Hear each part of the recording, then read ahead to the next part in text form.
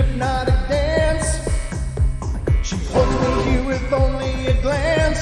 She's over me. She's over me.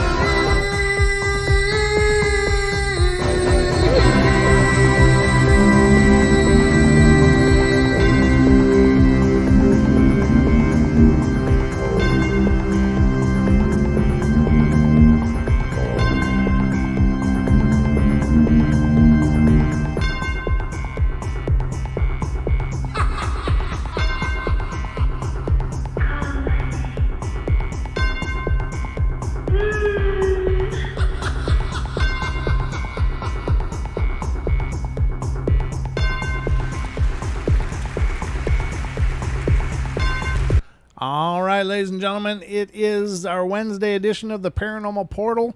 I'm your host, Brent Thomas, and I'm here. I'm live. This is not pre-recorded. This is as it's actually happened, unless you're watching it after Wednesday night, then it is pre-recorded, but it's all a matter of definition, of course. So hope you're having a wonderful week. You're halfway home to the weekend because, the weekends are incredibly special times, but I'm glad to break up your week with episodes of the Paranormal Portal, and I'm glad you guys are here to watch them. So thank you so much. Wednesday's show upcoming. I hope you're all ready because we're going in.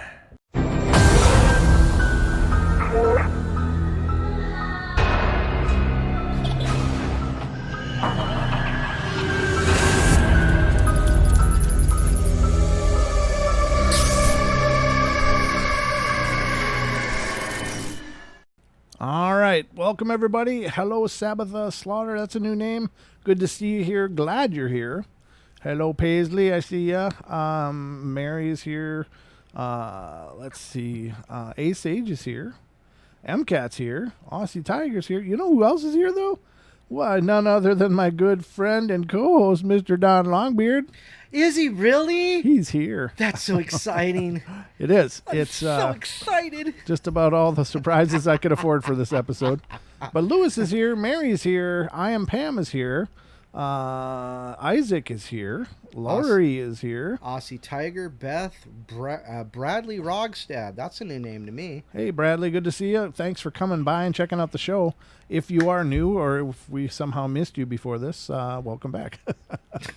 I don't know. It's just, I unfortunately, when I'm doing the shows, I just can't pay much, a lot of attention to the chat because otherwise it would just be me going, oh yeah, that's true. I'd be totally. I loved it. Like last night, I did a pre-record, right, because I had to be out of town, Right. and got back just before it was showtime anyway. So I thought, I'll just go on and see how it was going. And there was a lot of you guys here. I'm wondering though if you guys. Oh, thank you, Lori. We love you too. I'm wondering if you guys are getting notifications when I do the premieres the same way you get notifications when we do a live show. I don't know about that because. The numbers were a little less last night. It was still in the 40s, but it was just, the live shows seem to do so much better as far as getting people in the door, and that's really amazing and fun. But I don't know if you guys are getting the same notification when it's a pre-record premiere on YouTube. Maybe you are. I don't know. But make sure to double-check that bell. Make sure it's rung. I get claims a lot of times from listeners like, hey, my bell got unrung, and that's going on everywhere. It's not just this show. It just happens. I imagine when it's a system that's probably as huge and complex as it is for YouTube, that glitches are going to be a part of their deal. But double check it. Make sure you're getting notified in case you're not.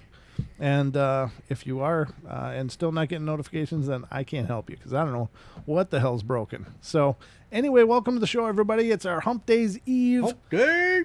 Yes, it is. You That's do pretty good, huh? You do a pretty good. You're a pretty good. Hey, Brent. You know what camel. day it is? Hump day. Don's got his camel all figured out. Yeah, that's a good impression. It's Hump-day Eve, and we are glad to be here with you for 2 full hours of hopefully fun entertainment. If it doesn't turn out to be that, then I want to just apologize in advance. We offer no refunds. Yeah, well, you get what you pay for, ladies and gentlemen. So far this is still free. So anyway, welcome to the show. Don, how's everything in your world? It's been an interesting day. I was able to get a lot of things done, and one of the things that was really important to get done, of course, was the oil change on the paranormal pickup. Oh, good. And hopefully it won't act paranormal anymore. How's it running, by the way? It's running pretty good. I still got a check engine light on, but I'm pretty sure I just need another master coil. Your engine just needs attention. Yeah, check definitely. me. Am I okay? Look it, you just want to look under my hood, don't you? I usually get a quart of oil before that. Drink deeply, Don. Don't inhale. All right. So, I don't know. The entertainment's for you, ladies and gentlemen. So, and we don't get paid for the comedy. So you're getting as good as we can give. But we got a bunch of paranormal stuff for you guys. Special thank you to all of you who have been supporting and taking part in the podcasts, Yes. downloading them and watching them and listening as they're audio only. But we've been getting some fantastic response. And also our good friend Cade Moya of Australia. Mm-hmm. He has the Believe podcast down there. Believe is his show, and it's all things paranormal as well. So he's essentially the Australian counterpart to the Paranormal Portal or the Confessionals or whatever. And he does a fantastic show. And so I had him record a show with me last week. I can't say I had him, not like I gave him orders, but he was on Do the the show. or else Don's basement. Hey, Aussie guy, get on this show. So he was on the show, and that aired last Friday, and it was a crossover episode. So he aired the same episode today down in Australia. So hopefully we'll meet a whole bunch more of our Australian friends down under, because I think the ones that we've met, like Aussie Tiger and Ken and several others, have been just phenomenal. They're just amazing people, and it's been really cool that you guys have become such a part of the show. But I'd always like to meet more. So Yes, we need more. more. We're not greedy or anything more. Yeah, but we'll have to get Cade back on because I got a lot of feedback from that show, and Please, sir, may I have people more? really enjoyed it. How can you have more? It's Sorry. you're mixing Oliver Twist and Pink Floyd. Why not? Wow, that's pretty brave. Anyway, so let's get to some paranormal fun. Take it away, Don. No, paranormal stuff. Oh, paranormal Yeah. stuff. Oh. Mine went blank. Hey, insert coin for more words. I'm gonna pull up the Singular Fortean. Singular Fortean. My favorite go-to site for Fortean news, because they just do a really good job. I just love their articles. They're really concise. They're not, sometimes you read stuff and whoever's writing the article just loves to make words. They make all kinds of different words and they put them together in different ways to try to just pontificate. Trying to sound really intelligent, and it's just they tend to be labors of reading for me. But I love the way that they present their articles on singularfortean.com. Just really plain English, down right to the point, what's going on, what people experienced, and that's about it. And it's just perfect for me. Very digestible chunks of paranormal fun. So let's see what's going on there today, ladies and gentlemen. Excuse me, I'm a little froggy. All right, I got better. I'm a one-man show over here. Great. Now you're mixing Sean Connery with Bonnie Python. I got better. There you go. That's even worse. That's what your mother said last night. That's what I'm saying. Sorry. It's free, ladies and gentlemen. Remember, it's free. All right. I'm trying to see did I read this one? Did I read this one, Don? I do not know. Or were you not here on Saturday? I did read some of these on Saturday. You read that one. I did. Yeah. Okay. All right. I want to make sure because it has a cool picture on it. And I was like, hey, did I actually do that one? Let's see about this one. Did I read this one? Yeah, I read this one too. Yeah. All right. Sorry, ladies and gentlemen. I'm just nothing new here. Obviously, I'm very well prepared for the show. Don and I spent the last several hours talking and strategizing and such, and then we realized, we got a show. which is pretty typical. Well, it is, but I think we kind of ran it right to the wire tonight, more so than normal. Generally, we spend about a good 60 minutes prior to the show pulling things together for it. But Phantom Chimera. What the hell is this? What? Okay, so let's see. He and his wife were driving home. So the Singular Fortean Society was contacted recently by a man who said that he and his wife were driving home earlier last month when they encountered a bizarre creature crossing the road. I think I read this one too. Does that sound familiar, Don? Bizarre creature crossing the road. Could be. Yeah, that sounds familiar too. I'm sorry, ladies and gentlemen. I need to bookmark things a little more. Literally, this one I know I haven't read. Oh wow. Okay. So this one's new. Early 21st century encounter with Owlman reported in Alsip, Illinois. Now, Owlman, that's another one. That's another one I have never heard of before, but it's an early century report. So let's see what it says. It's Lon Stickler was from Phantom and Monsters, was contacted recently by a witness who said she'd seen an Owlman in Chicago suburb of Alsip in the summer of 2003. Oh, yeah, this is the new century. I was thinking it was going to be 1900s. God bless it. Where the hell am I? All right. According to the reports received by Strickler, I recently came across your article on the Chicago Owlman. I, along with another witness, had seen this creature or a similar one. This was somewhere between 2001 and 2004, and we were quite young at the time. This was in Alsip, Illinois, right by the intersection of 128th Place and Cicero Avenue. I have screenshots. I even have screenshots of when I casually brought up the encounter again in 2015 to the other witness to corroborate. We both remember the encounter vividly. I had only a silhouette to view, but I can best describe the creature as large, about the size of a large human man, massive wings that it held in a defensive pre-flight posture out on its sides, and human-like head that seemed to have no distinguishable features save for two very large, almost glowing yellow owl-like eyes. The creature sifted through the hedge bushes and came up to the bay window of the room we were occupying, making a loud noise as it pressed its body against the window. Its eyes staring right at us in the room. The creature nearly took up the whole bay window, and it stayed there once it hit the window, unlike an owl who accidentally flew into it. It was no regular owl, much too large, as the silhouette was massive and the eyes were the size of baseballs. Wow. That's a big eye. Being young, my friend and I quickly vacated the room in terror and alerted my sleeping father, who immediately searched the perimeter of the house, but yet nothing was found. I nearly teared up reading your witness accounts on the website, as it struck very close to home for me, as the image is still burned into my mind to this day.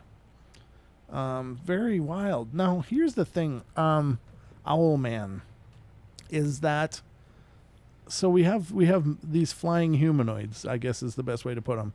You hear like Bat Squatch, you hear Mothman, now Owlman. I wonder if these are all the same thing, but people are just seeing it a little bit differently each time, and to them it resembles Something an owl versus a moth. Yeah.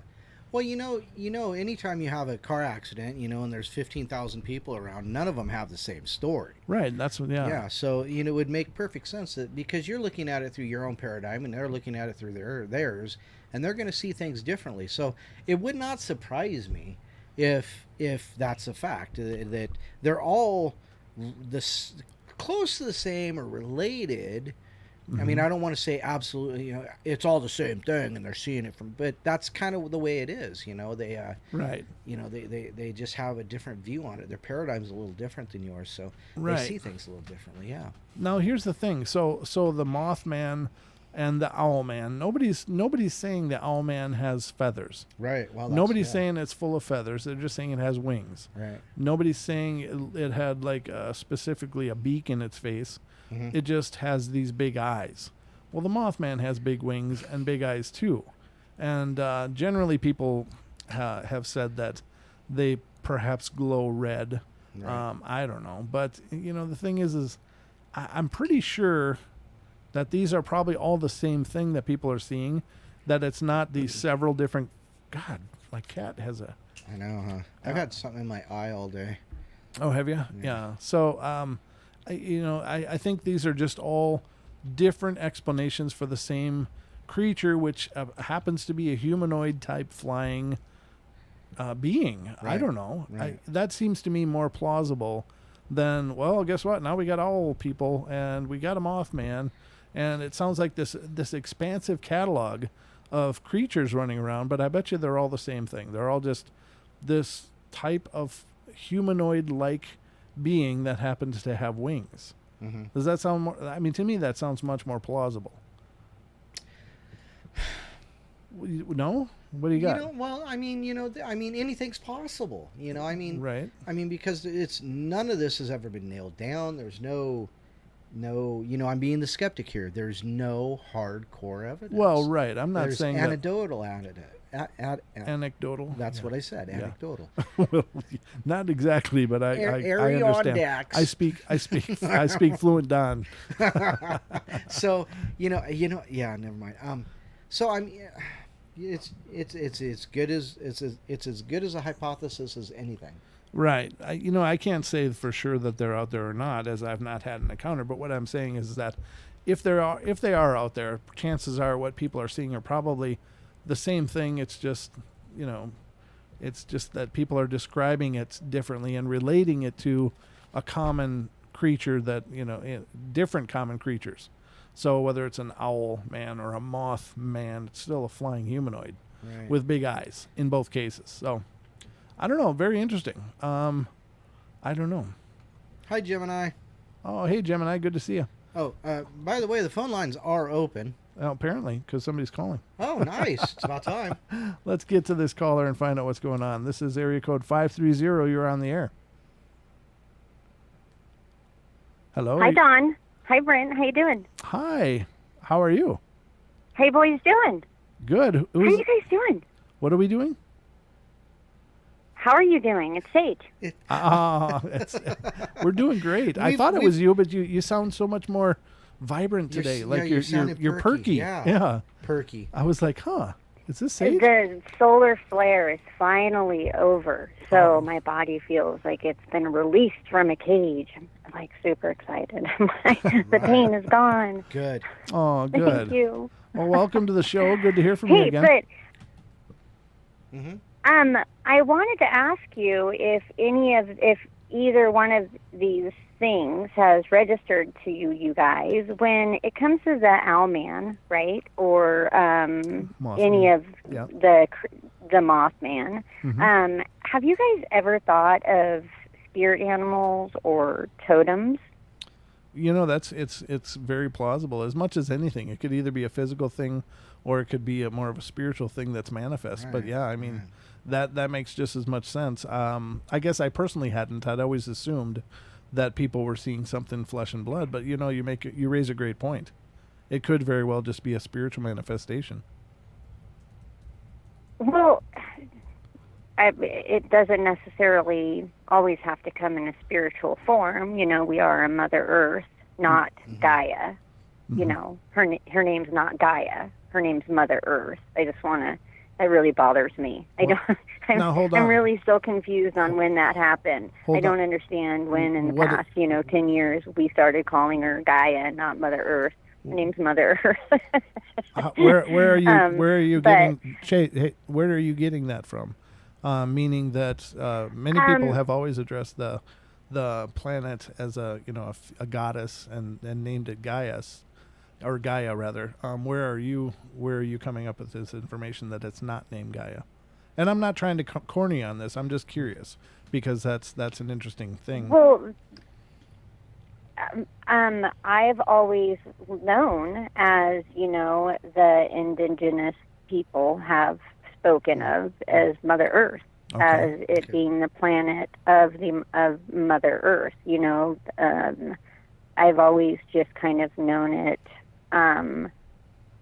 you know, with that. See, that doesn't sit right with me at all. You know, a goddess is a being; it's not a planet. So that to me feels false. Okay. It just it a planet. It's alive, but everything has to coexist around that being. You know, so I believe that Mother Earth is alive. I believe that the planet that we're on is alive in a way that we can't even imagine. But, you know, making her into a goddess, you know, and getting those two things mixed up, it doesn't resonate right with me at all. It doesn't, from everything that, you know, we were raised believing. And if, you know, we listen to all the prophecies and all of the teachings from the Native Americans and not being washed out in any way, and going back and listening to old recordings, and even, you know, going and asking to be on their land and giving them respect because they have been here longer, then you start listening to a different type of way they speak, of the way they, you know, of the land. Okay. And animals, you know, like not of difference between flesh and blood versus spirit. You know, it can be one in both. That's why I'm asking, you know, have you ever thought of totems? Sure. Because sometimes totems can come as both. Right. No, that's true. That's you know, that's a good point. Yeah. So that's one of the. I was just wondering. The Mothman has, you know, often been thought of as something bad, but has anyone ever thought, or I don't know, has anyone ever been out there saying he was there to warn? You know, like he came in and as a foreboding, you know, he tried to scare him. He tried to get him to leave. Right. No, I have heard that. I've heard people refer to it as as an omen and a warning. There's even legends of people claiming that there may have been some Mothman sightings around the Twin Towers at 9/11, at the place of many disasters, and so that has come up as it's, you know. And there still has been. Mm-hmm. Yeah, I mean, so that does come up. Yep, that's really interesting though, and I would say that's very possible and probable. I mean, it's certainly plausible that it's an omen of things to come, and, you know, to take warning.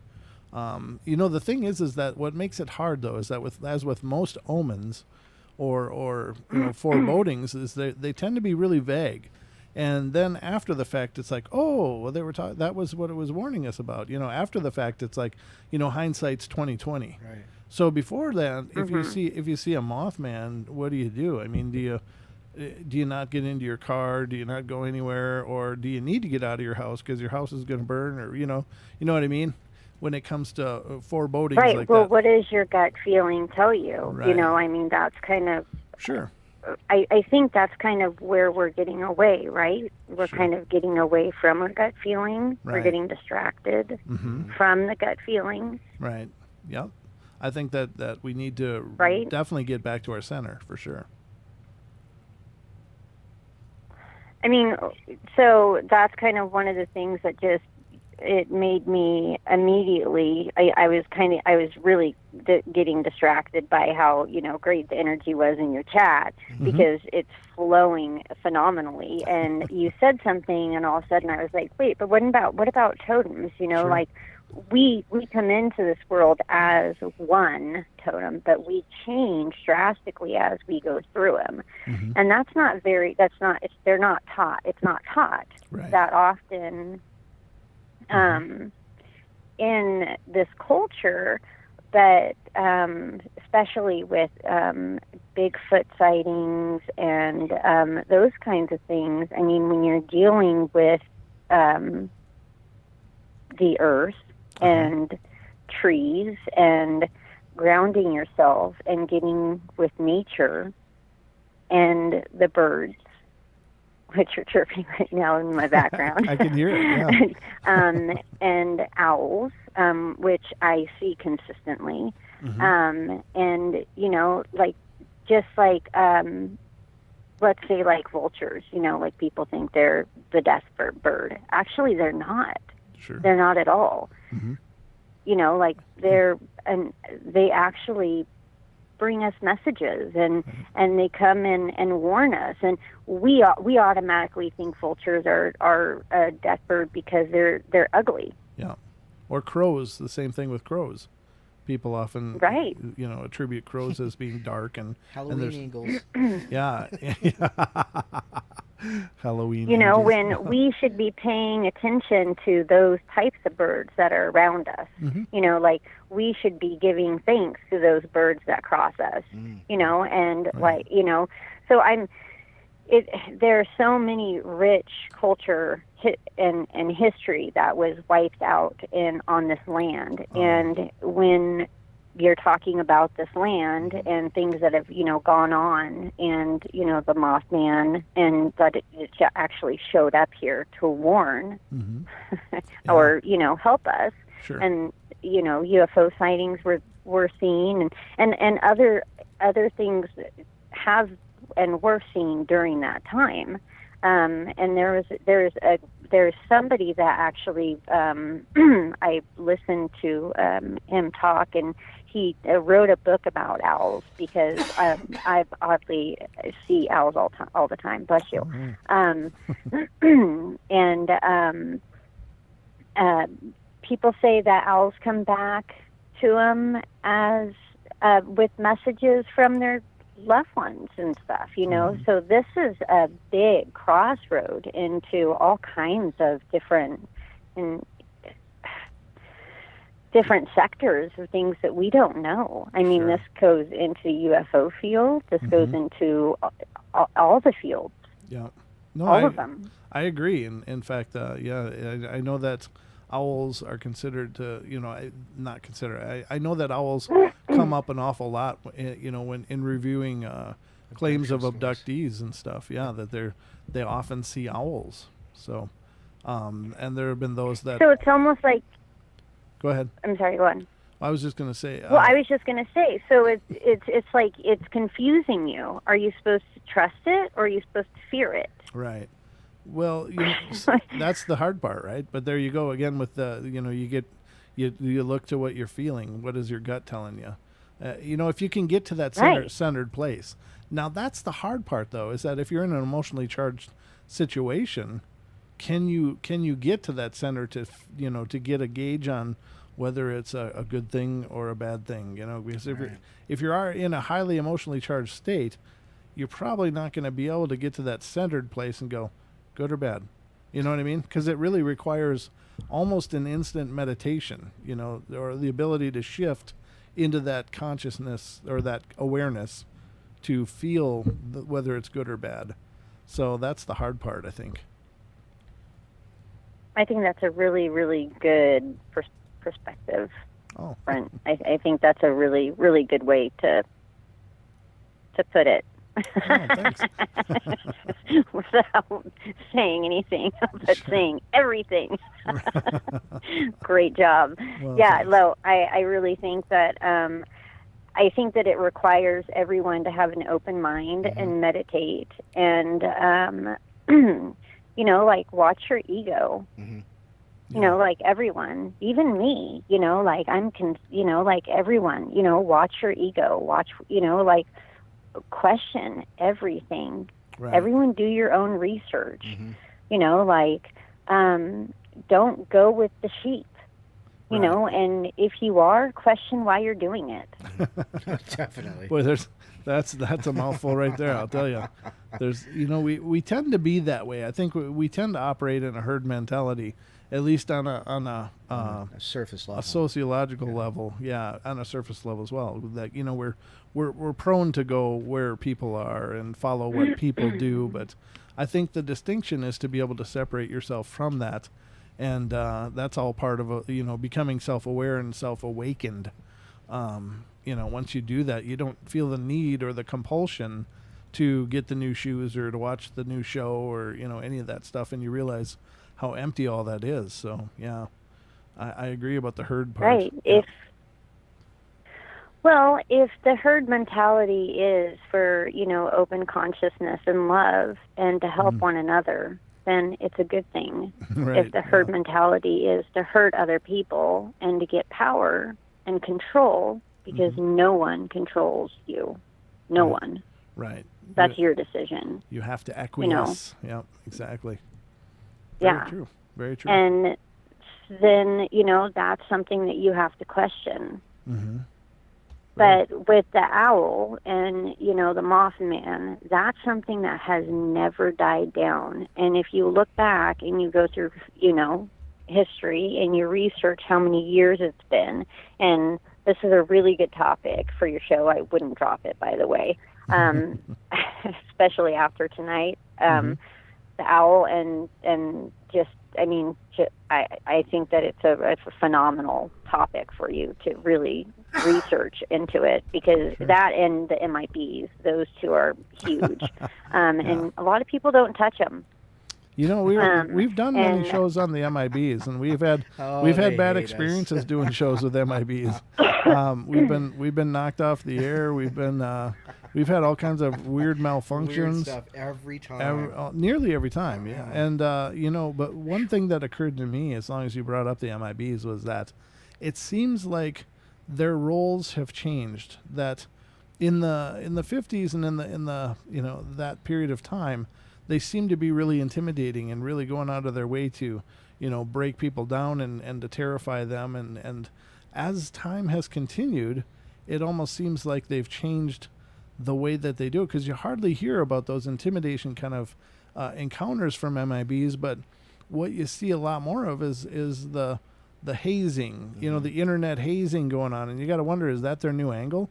Do they just try to discredit people online now and right. Make them look like fools? And is that their new way of controlling the narrative? I don't know. It's just something that occurred to me.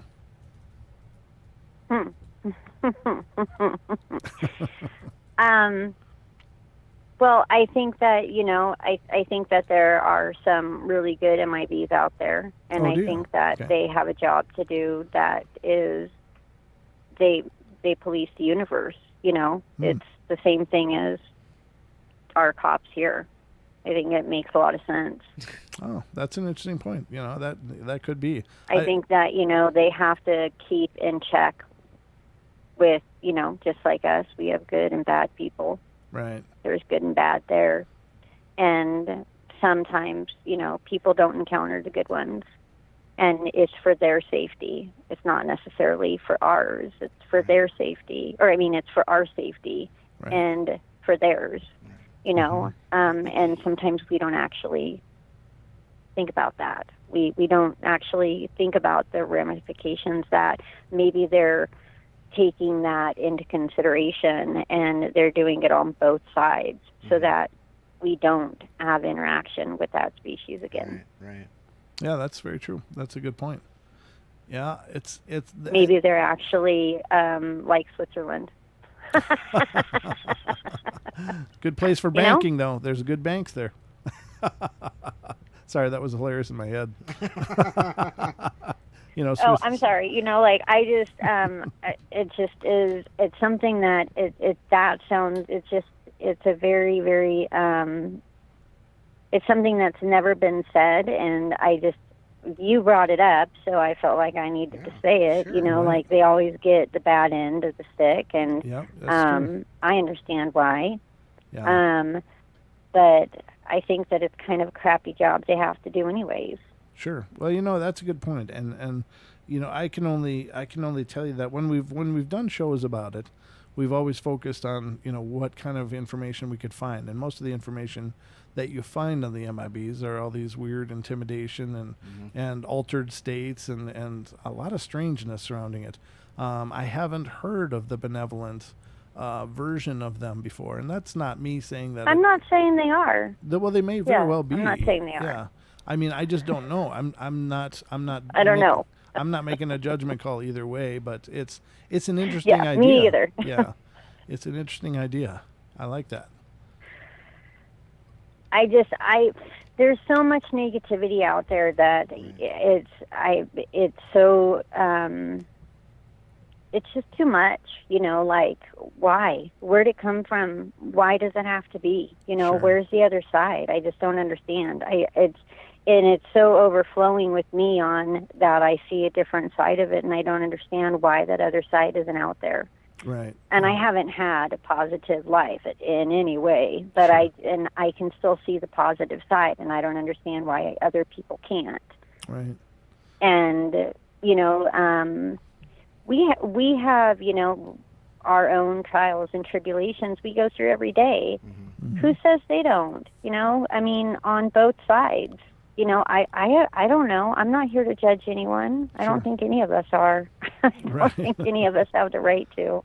Yeah, exactly. Great questions. Great ideas. I really appreciate you calling and sharing But them. with the Mothman and with the owl, I just think that the totems really are important. That's Yeah. that's my thing, and you guys really make me forget I'm on the radio, and I think that's a troubling issue. Oh, that's good, though. I think that's good. Thank you, guys. We want you to be comfortable. So Definitely. thank you for calling in. It's always wonderful to hear from Have you. a great day. All right. See ya. See ya, Sage. Bye.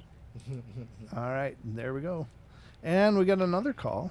And this is our very own Diane Swiger. Hi, Diane. Hey, how you doing? Good. How are you? It's me. It is This you. is Oz. Hello. Hi, Hello, everybody. hello. Love you.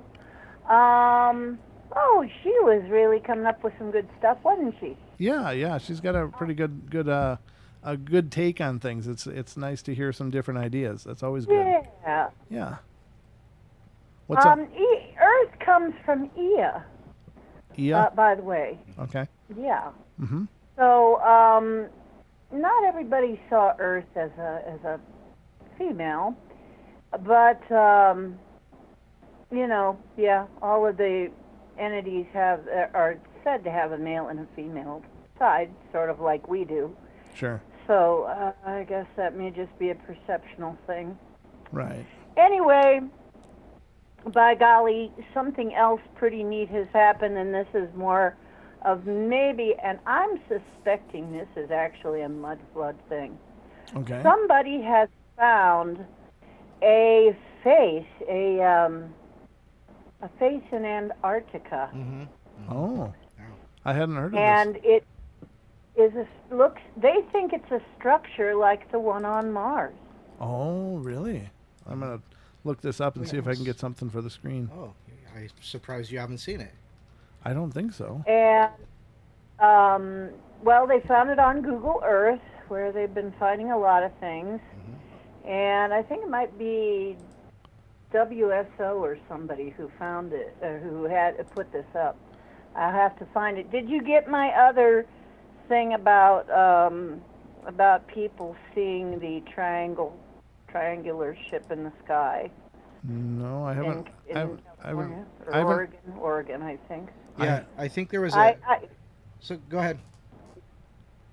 I tagged you. What I did was I put it on Facebook and I tagged you in it. So Oh, I didn't get a It would've- notification. No, I have not seen Oh. a notification for that, but I'll look on your Facebook. yeah, you wanted me to send you the link. Well, I just tagged you in it because I figured you'd see it. But I'll look that up too. Let me Again, if I need to. But yeah, this face thing is freaking me out because I've been following the mud flood stuff pretty good. Sure. And Roger, I mean, if you can find. Oh yes, I did see this. I see. Roger, I did link that onto our main YouTube radio or Paranormal Portal radio on Facebook. Yeah, I got this. Okay. Yep. Thank you. I'm sorry I didn't credit you. I will now. Right. You're quite Sorry about welcome. that. I didn't. Go ahead. I'll send you, if I can find it again, I'll send you the one about the face too then. Well, I got it And up on put this. I got it up on the screen now, showing the faces apparently from Antarctica. I assume these are. Yep. Yeah, those are the ones. Yeah. Okay. Yep, that's it. Okay. I had to scroll up because I can't see the chat and the picture at the same time. Sure. No, I have one or the other. those are really wild. Yes. Oh. And I think they think it's a structure like the one on Mars. I think it is maybe because of the damage on it. That may be one of the mud flood titans. Oh. That might be one of the flash frozen titans that would have been preserved pretty good. Okay. But if you look, you can see it looks like he got popped in the nose. Oh, sure. He took a left. Yep. Oh. So something might have happened to him, and his eyes are closed. Right. And so I'm wondering if maybe he was another one of those, with those kind of things. People have been finding them all over the place, and you know what? People were not really. This is the weird thing. What's that? Somebody was aware of this because really a long time ago I have seen it, and I think, was it Monty Python? Somebody weird. I mean, I have seen depictions of these things that look like people, Okay. you know, in scenery, and it's not really, how can I say it? They put it always in a kind of a cartoon, kind of a funny way. Okay. But they have actually shown this in movies here and there, and cartoons and stuff, the faces, and, you know, I'm thinking somebody already knew this. Yeah, maybe. It's hard But to know. now it makes me wonder, how come we didn't see this before? Like we Well, how big is it though? we totally missed. Yeah, but how big is this face, Diane? Do you know? I don't know how big that is, but it has to be pretty darn huge. The guys that were talking about it were saying this has got to be miles and miles huge. Okay.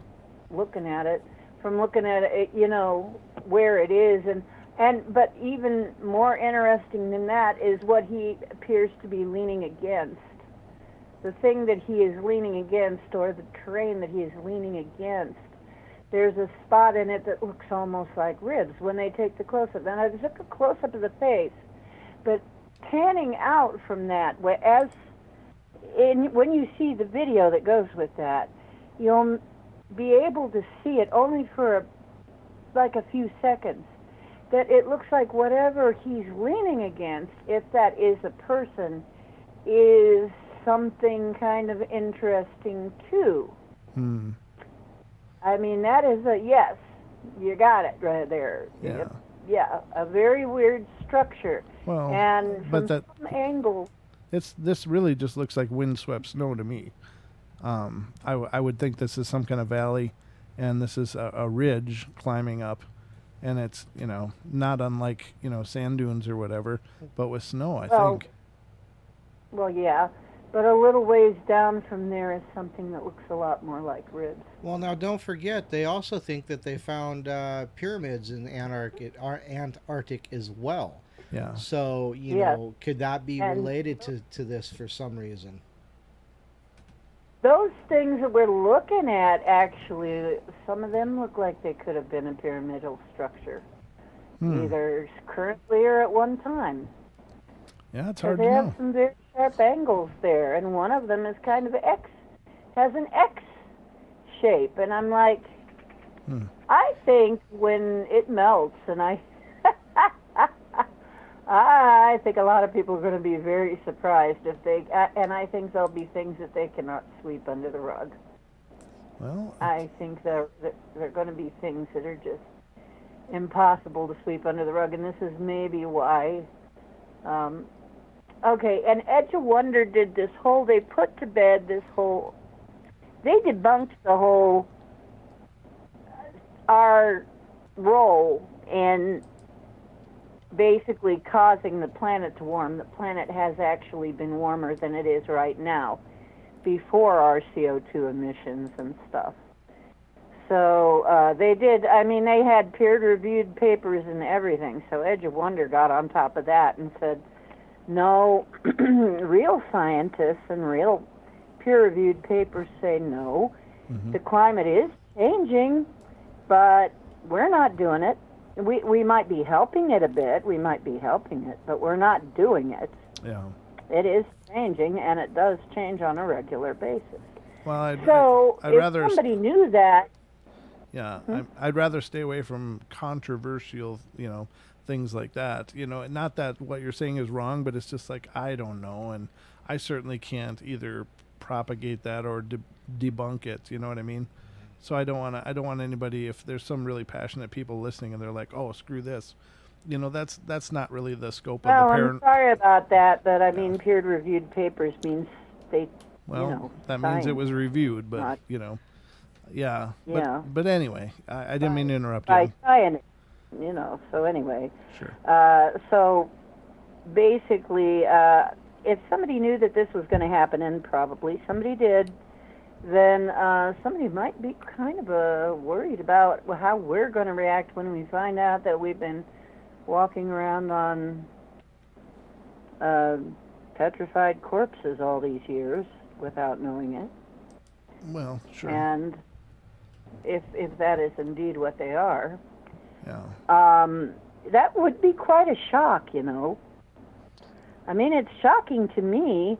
If Roger's right about this, if Mudflood Roger is right about this kind of thing, and it actually looks more and more like he probably is, then I can see why people could be pretty darn shocked by it. Sure.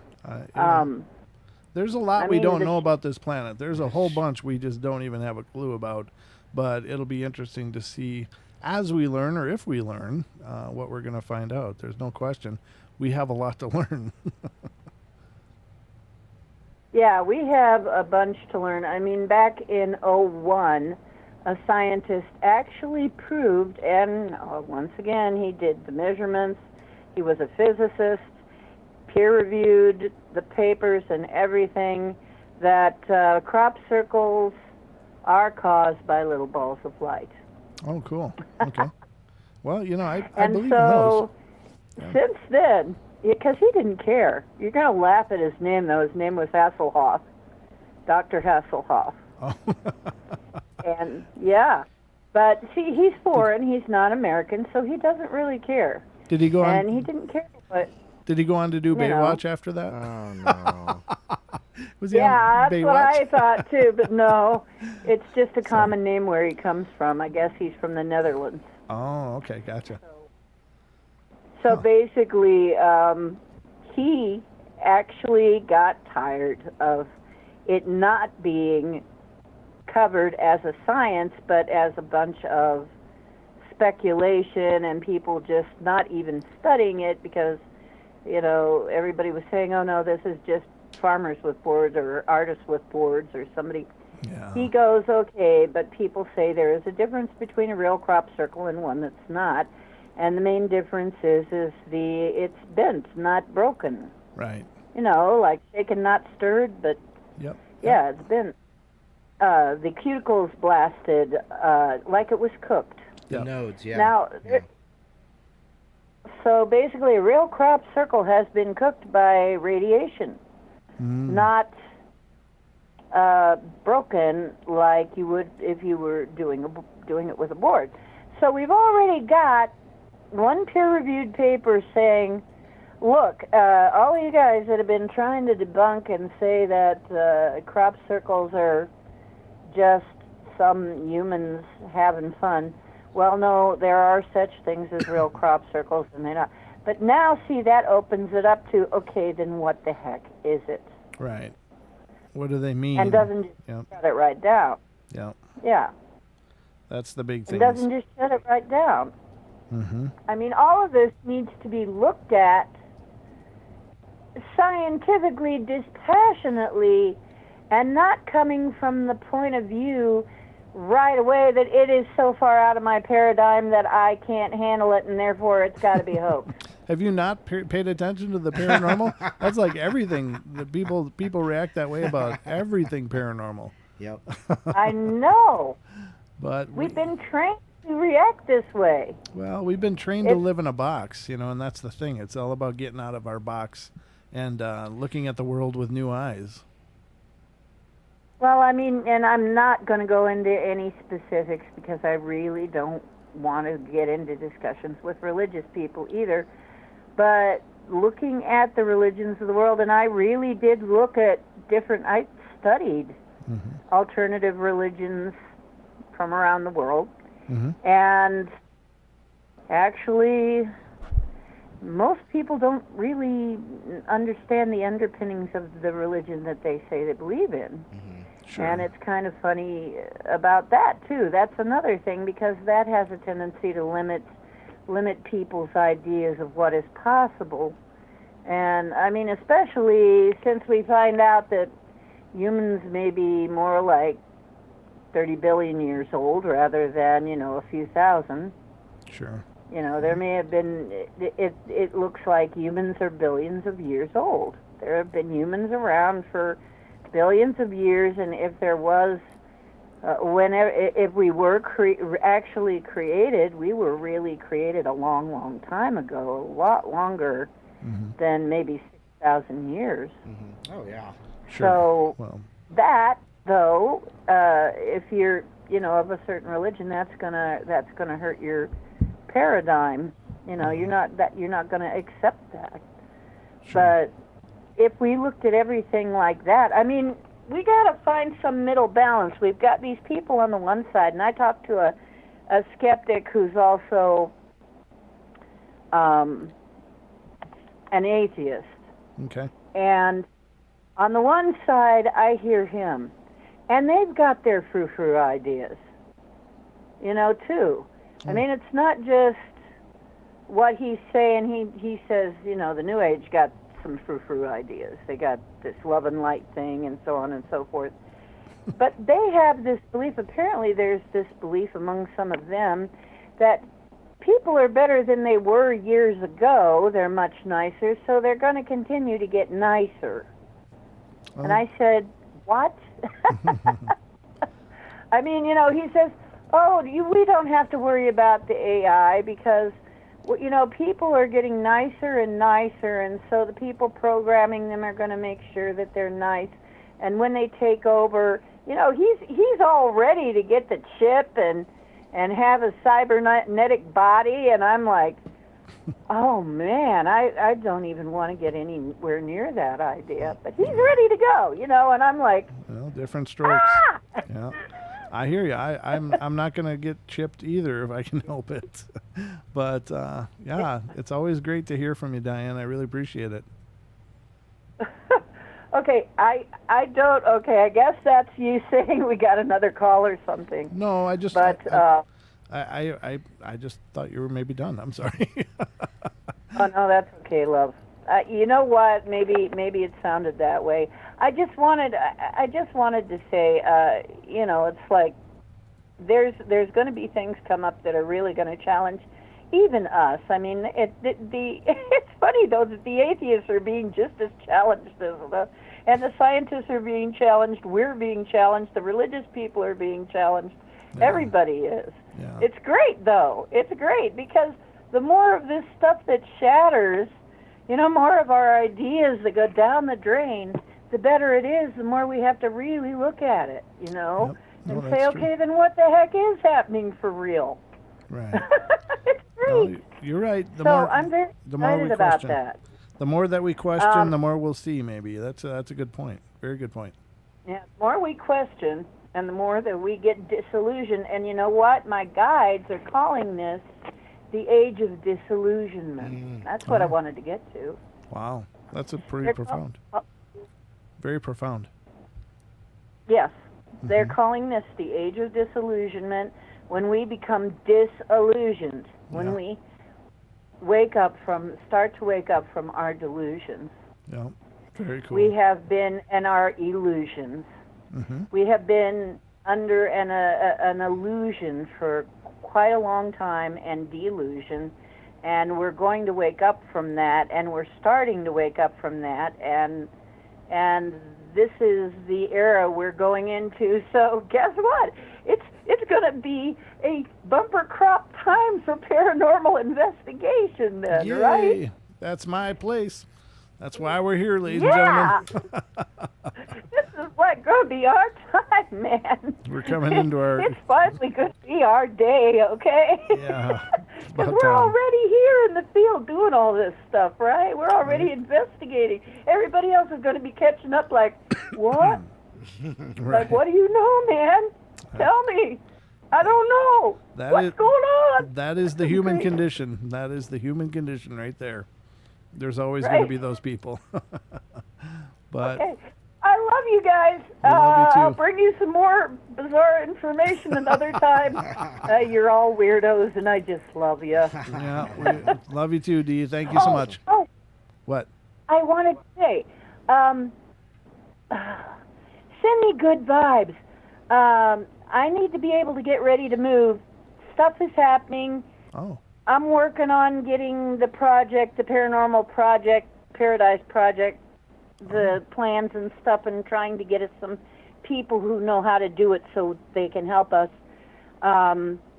If you know anybody who could help with this project, who knows how to, who's already built Earth ships, who's already organized communities, who's already done this sort of thing, please let me know about it so that I can link everybody together and get it going, because the tarot reading looks very good on that. oh, cool. Okay. If we do it, it looks like it could really work well, really well. Awesome. So I just want to see what everybody else, if anybody else has gotten any messages about that. It looks like there's going to be some work to it, but it looks like it could turn out really, really well. Oh, good. Okay. So send me some good vibe. I need to get my own stuff stabilized here, and then I can dive into that full time and see how much it's going to take to make that kind of push. Send me good vibes, guy. I love you. Bye. Love you too. See Good you, night, Dee. Dee. We love you too. Always good vibes to Dee. Always, yeah. Always, always, always. She's a wonderful soul, for sure. I love it when you guys call in. It's great to hear what's on your mind, what you guys are thinking, what you're seeing. And the thing is, ladies and gentlemen, just remember, the portal is always a discussion first, and it's a discussion about all things paranormal. And there's going to be things that are going to ruffle feathers from time to time, and it's not the scope of the program to alienate people or to push people away or anything like that. What I want people to always walk away with is knowing that this is an open forum for people to share thoughts.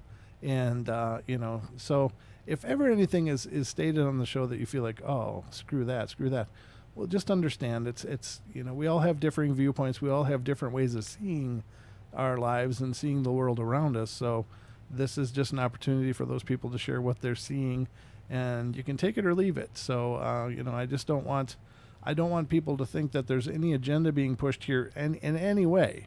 This is just a show about the paranormal, and I do encourage everybody to, take part and share what they wish. Whether it's an encounter, whether it's your thoughts. A lot of times the calls are, "Hey, I had this happen to me," but sometimes they're calls like Diane's and Sage's, where people are discussing ideas, and that's great too. I love all the dialogue. I love the opportunity to hear what's going on in your guys' minds, what you think about what we're talking about. That's great too. So. Just a little portal disclaimer as we move forward here. So anyway, but cool. I love hearing from you guys. So the phones are open. They are available if you want to call in. 720-923-0500, 720-923-0500. And if you're ever wondering, hey, I want to call in, what was that number? Look above my head, and it's right underneath the words Paranormal Portal. No, it's not in a halo. I don't have a halo that is visible. It might be invisible, but I don't know that it's visible. Unless you see auras and you see I have a halo, then let me know. But yeah, it's really cool. I love discussions. I think that's important, and it's everybody has to feel like they have a voice. And that's the way we roll, Don. That's the way we roll. Absolutely. So, hey, you know what? Barry says Saint Brent. What? Saint Brent. Saint Brent. Oh, boy. That's really sweet. Thank you, Barry. I don't know if I'm a saint of anything, but I just am a really curious person, and I love these discussions. Yeah, absolutely. And that's something, that's something else, though. Like you said, it's a discussion. Call in, give your opinion. If for some reason, somebody's upset about it, well, call in and have a conversation about it. Mm-hmm. I mean, that's why we're here. Give your point of view. So there you go. Absolutely. We'll make it into a discussion. We will discuss. So, but yeah, it's great to hear everybody, and I really appreciate it. I really appreciate your thoughts and your concerns and your ideas and your stories and your encounters. And anything else you want to share, as long as it's appropriate. Yeah, as long as it's family friendly. This is a family friendly show. Yep. We do have young listeners, so I want to keep everything always with the young in mind, because they're the future. And we don't want to corrupt those minds just yet. Yeah, I don't want to be. The portal will not be responsible for corrupting the young, at least if I can help it. But anyway. All right. So where are we at, Don? What's going on? I'm looking up some trying to find some new tales of, what is this, Old Ned? What is Old Ned? Old Ned, that sounds familiar. Lake Utopia, New Brunswick. New Brunswick. Yes, it says Okay. apparently there's a monster in that lake, Old Ned they called him, and sightings go back into local indigenous folklore. My grandfather claimed to have seen it as a boy, a serpent-like, scaly, and swimming very quickly across the lake. Uh-huh. You can well imagine that hearing that story, you imagine the imagination of a 6-year-old latched onto it, and what it must have been like for my father in the 1920s, or my grandfather in the 1920s. So apparently, excuse me, apparently another plesiosaur, another Nessie, another Sure. champ. Yep. So that's interesting. Every big body of water seems to have their legends. Now, I've mentioned this on the show before, but I grew up in Minnesota, right on the Mississippi River in the southern part of the state. And back in the, I don't know when it was put in, I think it was the 40s or something like that, they put in a new bridge, because they used to have an old wooden bridge with the spiral approaches Right. on both sides, and then it crossed over into Wisconsin and went spiral down. So they put in this new fangled bridge, and the Army Corps of Engineers came up and sent divers down into the water to look at the footings and make sure everything was good to go. And I grew up hearing stories about the divers coming up absolutely terrified, because they saw fish down there the size of sharks and would not go back down. Now, I grew up with that story, and I figured, well, that's pretty wild. Maybe it's real. Mm-hmm. Hello, Daniela. And I was like, well, that's pretty bizarre. There must be really big fish down here. However, in the last 10 years, I traveled around quite a bit with the job that I was doing, and I don't remember where I was. It was somewhere in another part of the country that had a river, significant river. You'd think I would know, but I for the life of me, I can't remember which part of the country I was in. But I heard the local legend from somebody talking about the divers going down to check the footings of the bridge and seeing huge fish and refusing to go back down. And it occurred to me that these legends travel, Yeah. and how do they travel? I grew up thinking that was a Red Wing story. That's the town I grew up in. Right. It wasn't a Red Wing story. It was a river story, and every river community seemed to have some version of that story, or many of them. I heard it about three or four times as I traveled around the country in very different places. Mm-hmm. And so either there's a hell of a lot of really big shark-like fish down there in all these bodies of water, or it's just a great story, and it gets a life of its own, and sometimes that happens too. So I find that all these bodies of water having their own version of Nessie is interesting, but it makes you wonder: is it another story about the river monsters? Yeah, exactly. I don't know. Well, that's a good. The river monsters. The guy on the Travel Channel. Jeremy Wade. Yeah. Yeah, look at those. Look at some of the things he pulls out. Oh God. 99% of the time, they're giant catfish. But I mean, they're giant catfish. Yeah. They are a river monster. Yep. So it wouldn't surprise me at all. But But it's like it's kind of like the Mothman, the Owlman, like we started the show with. Right. Different places have the different legends, and that's exactly why I pulled this up, because it's about local cryptids. Sure. The next one's about the Bunny Man. Oh, okay. But you know what? Let's find out who's on the phone. Let's find out who's on the phone first, and then we'll get to the Bunny Man, because I'm actually. Let it be Gentry.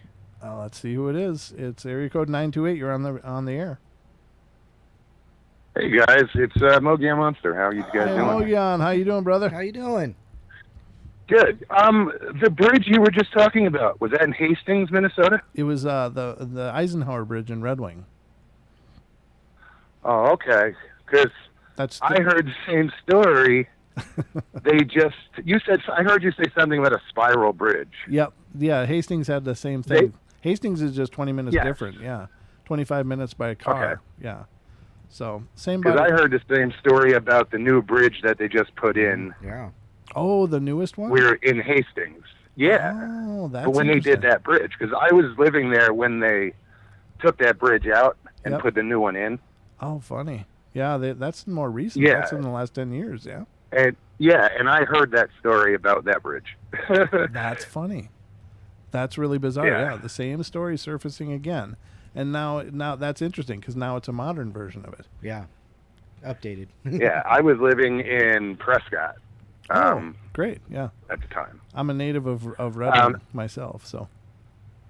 Oh, very good. Yeah. I'm originally from New Jersey. New Jersey? But I'm out in there. New Jersey. Yeah, I'm in Arizona now. But when I was 13, and I'm going to direct some questions actually at Bigfoot in Germany and Paige. Okay. They can answer on chat, but I'm going to tell a quick story because this thought started coming to me. When I was 13, I was with my family. We were camping up on the Delaware River. Mm-hmm. And one day, my dad and my little sister, we decided to go on this hike. And we're going to go to the top of a mountain and go up to this lake. So as we're going up the path, coming down the mountain was a stream next to the path. Okay. And at certain areas, you'd have like waterfalls and whatever. It wasn't big, but it was cool. Uh-huh. So I'd like to say this was a hiking accident, but it wasn't, because I did it on purpose. Yeah, at one point there was this long rock. It was just it was probably sloped. It was probably 10 foot long, flat, sloped about 45 degrees. Mm-hmm. And the water was just cascading over it. I'm 13. To me, that's a water slide. So it was bigger. It was bigger. Yeah, it was bigger than 10 foot, because I fell pretty far. So anyway, I hop on this rock, and it's just slick and straight down.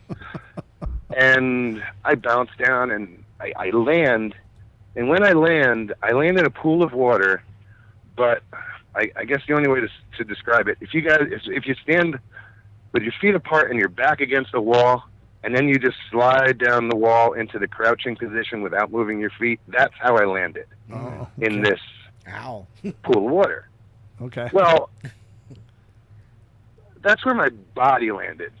It seems my spirit or my soul or whatever kept going. Oh. Another 10 feet.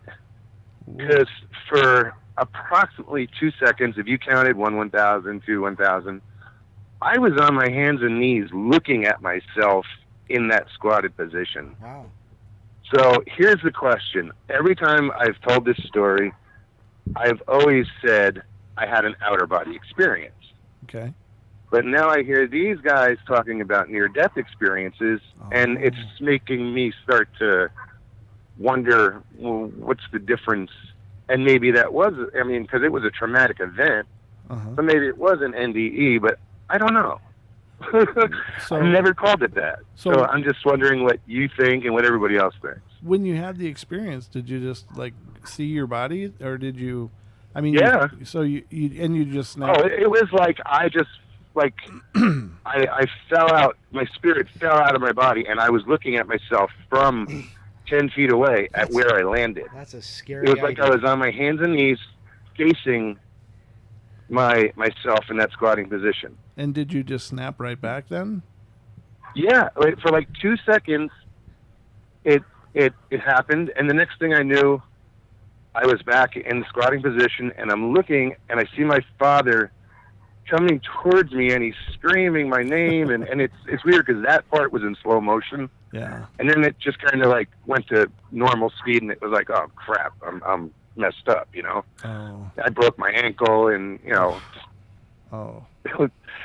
Yeah, but I was just curious at that moment when I know I left my body, but I never thought of it as an NDE, just an outer body experience. Right. That's interesting. So you just broke a couple bones, which is a huge thing. But don't get me wrong. But I guess it could have been almost. Oh yeah, I guess it should. I always said it was an outer body experience, and I'm good with that. I don't need it to be an NDE. It's too dramatic. I guess if I was gonna weigh in on this, I think it sounds like you just projected, and maybe it was a shock reaction, Right. You know, because your body was just in such a state of shock that you just kind of shot out of it. You jumped out. Yeah, I just- could see that. That's the way it seems to me. It was Yeah. like it was just, I think it's probably more and projected. it was like I said, for 2 seconds. Yeah. But I'll swear by it. Oh, I believe you. Yeah, no doubt about it. Astral projection. I think I've heard people say that when we dream, we're actually astrally projecting. Right. But Okay. our brains interpret the experience really weird, and so that's why dreams are so bizarre. But if you think about your dreams, sometimes you'll be in a house, and in the dream you know it's your house, but then Right. when you wake up, it goes. You'll be like, that looked nothing like the house I live in. What the hell was that? And you'll be talking to people that you know are your best friend, and then when you come out, you're just like, oh, who the hell were those people? I don't know anybody like that.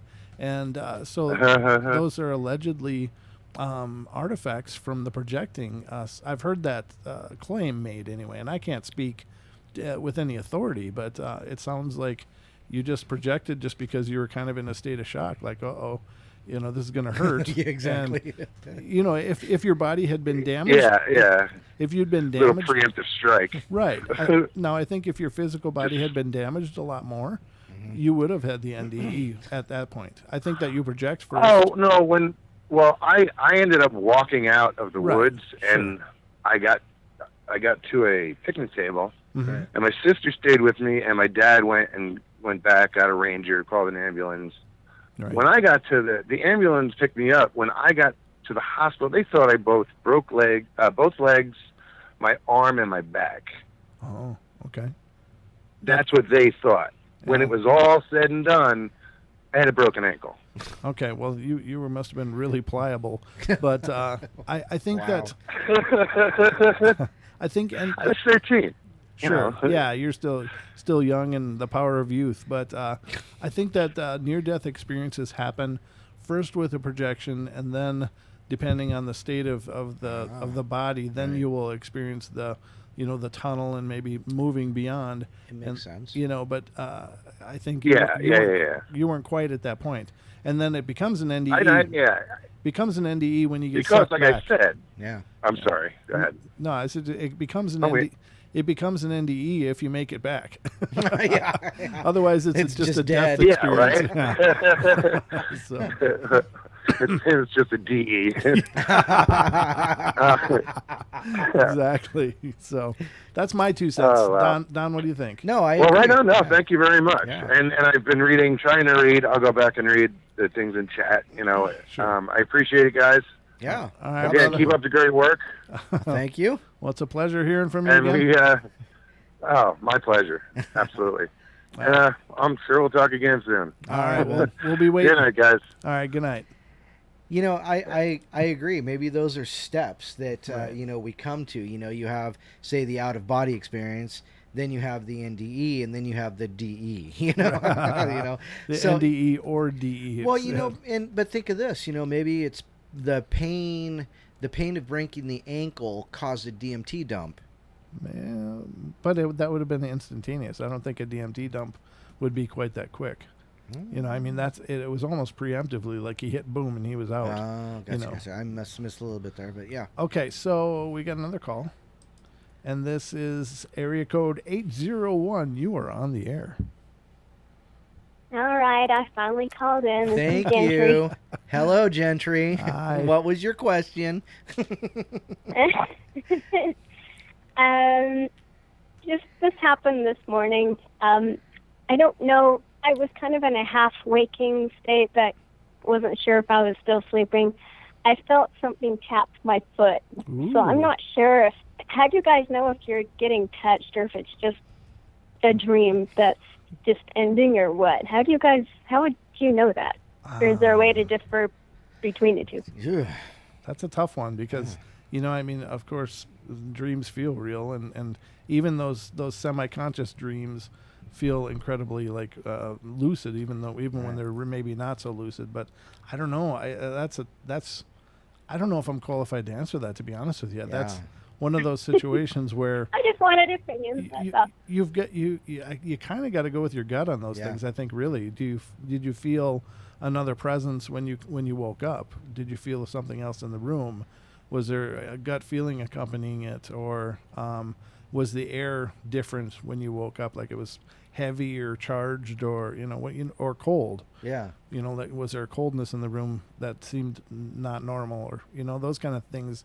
I would think would give you a better indicator, just because of the touch itself. I mean, you get nerve twitches and they feel like somebody poking you, Right. and that's not uncommon. So how do you differentiate? And I guess I would say, what was your experience after you woke up? Did you feel something else there? No, I just looked up at my foot just to see what was that, and nothing was there. So I'm like, all right, whatever. Sure. I've got it. You have alien foot syndrome. Oh, sweet. What's alien foot syndrome? Well, Don has alien hand syndrome, and basically that means when he goes to sleep, his hand comes alive with a mind of its own and pulls his hair. That's right. True stories. No, Attacks him in his sleep. I'm gonna go the straight skeptical route, and I'm gonna say restless leg syndrome. That's what I'm gonna do. Okay. The simplest answer. There's a shock. No, I'm just kidding. Even though my leg wasn't moving, I just feel a little twitch in my foot. It does like a twitch. It just was like a tap, like two taps on on the bottom, in the middle of my foot. In the bottom, in the middle of the bottom of your foot. Well, maybe something's trying to tickle your fancy. I don't know. No, just in the middle of my foot. Now just in the middle of my foot. I felt two taps. You do have activity in your home, though, right? I mean, your home is pretty active, right? I was told by Deb that there was, but I'm still skeptical about that. I'm still not sure. Okay, all right. Well, honestly, it's one of those things that it's about impossible for anybody else to quantify it for you. Right. But I say just trust your gut. If you feel like it was paranormal, then there's a very good chance it was. But personal experiences are hard to gauge as far as their authenticity. But if you feel like it was a real experience and somebody was poking you, then that's probably what it was. Right. Yeah. My first thought was when it happened, when I looked up, sometimes when something happens, since I talked to Deb, I think, was that it, or was that just a coincidence? So I looked up at my foot and I'm like, was that what it was, or was that just part of my dream while I was waking up? Was your dream have anything to do with your foot? Were you walking? No. Were you walking or anything going on? Stepped on a Lego? Yeah. Nope, had nothing to do with my dream that I was having. Okay, all right. That's a tough one. I guess I don't know for sure, but if you have a feeling about it, I'd trust that feeling. Sure. Yeah. Absolutely. I've been touched before, but it was in a hotel that was very active, and it was on my hand. Oh. So I know that for sure. It was the weirdest feeling I've ever felt. Okay. But I'm not sure what that was, but besides that, I'm not sure about my other dream a few nights ago either, because that was hard to tell too. So, I don't know. wait, I don't know if you remember, we were talking about shadow people, and that's when I told you I saw two of them while I was kind of half awake and half dreaming. I don't know, but I saw it, and I was just too tired to be scared, so I just turned over and went back to sleep. Yeah, that's like a superpower. You know that, right? just ignore them offhand. Oh, it's just you guys. I'm too tired. Yeah. Too tired for this. Yeah, I wasn't sure what it was, because there was one on the side of my bed and one at the end of my bed, just Right. two dark figures, and I just looked up and like, okay, whatever. And then I turned over, and then I just something came to my mind. I don't know if it was me or the voices, but it says, "We're just watching over you." Oh, well, okay. that's Yeah. sweet then, I guess. Right. That unless they're you Yeah, know but I'm not planning sure. something later. I guess I don't know. Very weird. Yeah, so that was kind of weird too, but I just like, whatever. Well, those are you got to take those kind of events and kind of paste them together, I think, Right. because See if there's a connection. well, I mean, you've already experienced the shadows before you dismissed it as maybe part of your dream. Now you're experiencing a tapping, and you're willing to dismiss it as part of a dream, and it may very well be. I'm not saying that it's paranormal, but I think you know, it's definitely something to consider, that it very well might be, and somehow it's related. The thing that's hard is to know is because for like, I saw a shadow person at another haunted place. It was my first time. I'm like, oh, cool, that was awesome. Mm-hmm. And so ever since I've been home, I'm like, that'd be so cool to see shadow people in my house. How can I want to see a shadow person in my house just Oh, once. goodness. So I've been thinking that for so long. It could have been conscious, and just It in the could back be. of my mind. Then it happened. It could be, but then there's the old saying: "Be careful what you wish for." Yeah. Yeah. Yeah, so that might have been it. So I don't know about that either. So it could have just been subconscious or something. So Okay. who knows? Yeah, very possibly. Hard to say. Kind of. What do Yeah, you- which is why I'm kind of skeptical about stuff. No, I think it's good to be I try to skeptical. keep my mind open though, so Yeah. that's why I ask questions. I think it's good to be skeptical, though. You know, I think that there's certainly, there's two ways of looking at it. Either you believe everything's paranormal, or you believe nothing is. But there's a middle ground where you at least question things, and I think that's the best place to be. Because sometimes we're wrong. Sometimes things are not paranormal. I like to debunk before I resort to paranormal, kind of like Fox Mulder and Scully. I'm kind of both of those. I go to the science first, Right. Yeah. and then if that doesn't work, then I go to the paranormal. Well, I think that's a good way to look at it, personally. What do you think, Don? Yeah,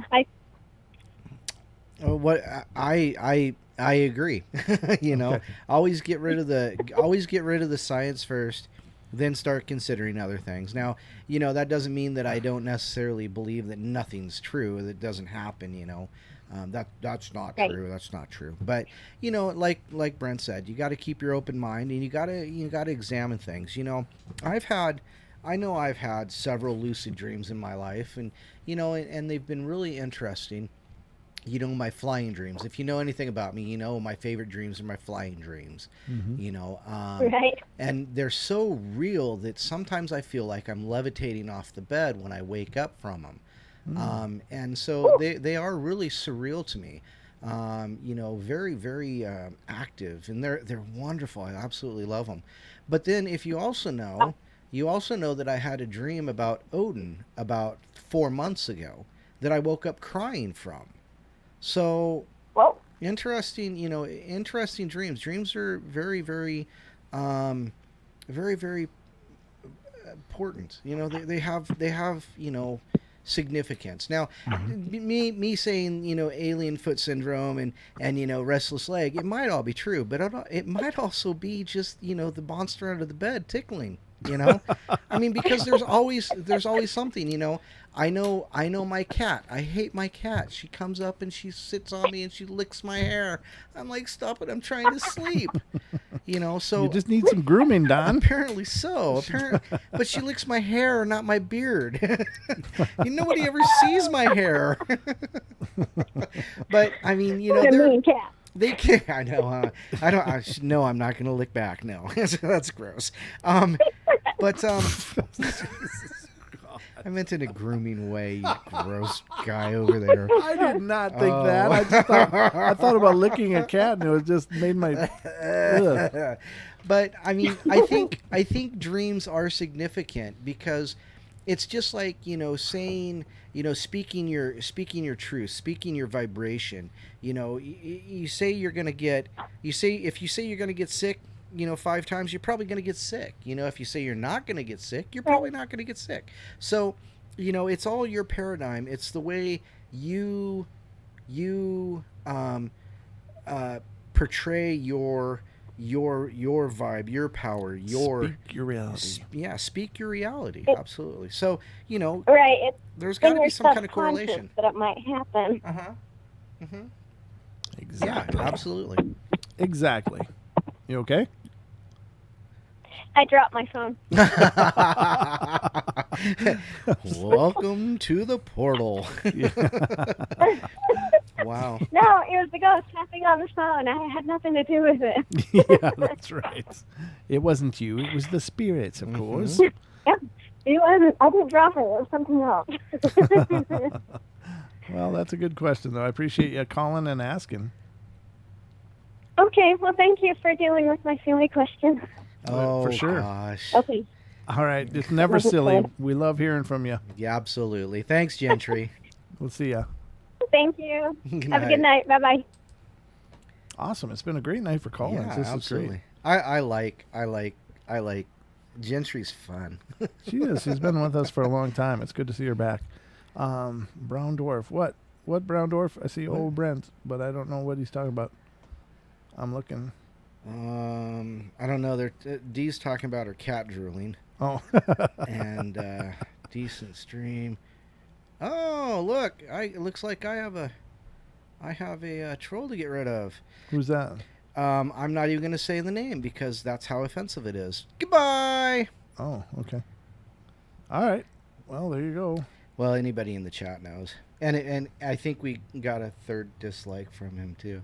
Oh, well, there you go. Bye. Bye. Now we're down to 61. The number went down. Keep pumping up those stats. We're good, fellas. Oh, I see it. Yeah. What yeah. a dick. So anyhow. Yeah. Oh, Christ. I'm sorry. That kind of stuff really irritates me. What a bastard. Oh, well. Yeah. But anyhow, let's not break the spirit here. I Gentry talked about her dream, and there's in her previous dreams, and like you said, is there any correlation? But you know what? There's no, until you start examining those, and I'm not saying that Gentry didn't, I'm just saying in general, until you start examining those. As a matter of fact, when she was talking, I remembered the dream of Odin. It chimed something else that I was told outside of the portal by somebody. It was an interesting conversation, and with that being said, it reminds me of something else. So maybe I need to oh, that's what I should have done. Yeah, I didn't do that. Yeah. But maybe I need to look into it a little more. So there you go. And dang, I forgot to bring my drinking horn. Thing's huge. You already got a huge jug. That's probably good. Good. That's not what your mother said. Don't do that. Don't do that. This is a family show, remember? Before you start talking about my mom, huh? I can still mute you. Oh, well. I got the power. So anybody else want to call in? We are still on the air. We got about 29 minutes of fun left to go. So if you got something just sitting there going, should I call in? You should call in. You should call in. Don't ask yourself such silly questions. You should call in. Don't be, I hear sometimes from callers, I'm really freaked out. I'm really freaked out. It's like, don't be freaked out. It's just Don and I and, sitting here having a chat. And you guys, of course, are joining us in the chat room. But it's nothing intimidating about this whole deal. Looks like we lost the thumbs down. Oh, well. Oh, gosh. Gonna miss that. I really wanted that in the statistics and the analytics. Yeah, well, Gosh. there is that. But I might have to change my vote now. Well, yeah, you're just gonna put one back. I'm just gonna put one back. I don't ever get that opportunity until much later. It's just this quick. 47 and 3. Nice. I trolled myself. Oh, I gotta boot that Aether Archives guy. Oh well. Oh man. There you have it, ladies and gentlemen. It's been an epic journey so far. I hope you're enjoying this. I know I am. Absolutely. Huh. Oh, get this. Small Town Monsters, which is the company that did the Beast of Bray Road with Linda Godfrey and Lee Hempel actually was on there as well. Was he? You know what? Yeah. I still You haven't never seen did watch that, did you? Seen it. Oh, Don. I know. I'm You slacking. got to just remember to Netflix and chill. I never get to chill, so there's no Netflix. So it was a good show. I mean, they did a nice job. And Linda Godfrey, of course, has been on the show several times. And she's a wonderful person. They are apparently doing one about Momo. And if you're not familiar with it, ladies and gentlemen, Momo came out and it was a series of experiences people had with a Bigfoot type of creature. Now, Momo is described as extraordinarily hairy. Like a Bigfoot is hairy, but from descriptions of Momo, it was like it had extraordinarily like Cousin It, except 8 feet tall. You know, from the old Addams Family. Right. I don't know. That's kind of a dated reference, I guess. I got to be careful about that. But the Addams Family was a TV show, and on there they had Cousin It. It was kind of a creepy family, you know, like a Halloween kind of family. But Cousin It was this little midget guy that was just covered in hair, just like Person of small like a mop. stature. Yeah, a person of small stature. He was vertically challenged. How's that, Don? Better? Whatever. All right. So, but Momo was described oftentimes the same way, and he appeared around this Missouri town, and he was seen several times. I don't know if it was a he, but it was, you know, for the sake of our discussion, he, and apparently he really liked dogs. Like that was a drive-through for him, was to come into town and grab some dogs and head back to the mountain. And his prints were unique as well. Most people that had seen the prints said that they were 3-toed. So like 3-toed prints, big prints. He would howl and scream, incredibly terrifying, and the whole town was up in arms. And there was which one was it? Was it Monsters and Mysteries in America, I think, did it. That TV show that used to be on the Discovery Channel or Learning Channel or one of them. Oh. And they did a segment on the Momo monster. And I mean, for all intents and purposes, it was a Bigfoot, but there was enough differences that it was certainly unique. But then it just kind of disappeared. It just kind of kept showing up or quit showing up. And nobody had seen it again that I know of. So Small Town Monsters is apparently going to do one of their videos or movies about Momo, the Missouri monster. And of course, Momo was for Missouri.